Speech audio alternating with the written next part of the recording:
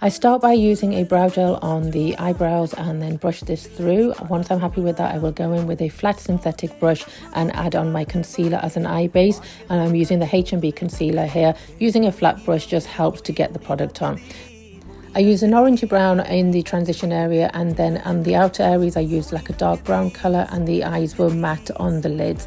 Then I went in with my eyeliner. My makeup base was actual Charlotte Tilbury Magic Cream, and then I used the e.l.f. Halo Glow as well. Make sure these get absorbed in really well before you add any other products.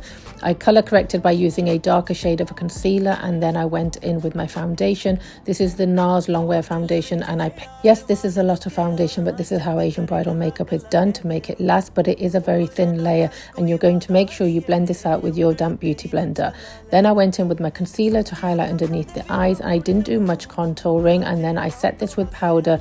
I used the Huda Beauty powder, and then I went in with a little bit of powder contour to bring back some colour and warmth into the face.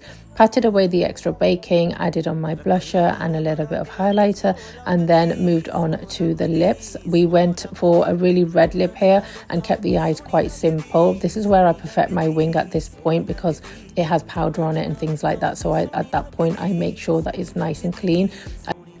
We went for a really bright red lip on this look. It was all about the red lips. So these were Huda Beauty liquid lipsticks in Icon and Miss America. And this was the finished look with no filters, no edits, and it looked absolutely stunning. We had lots of different lights and natural lighting looks as well. So this was all in natural lighting. Hope you like this tutorial.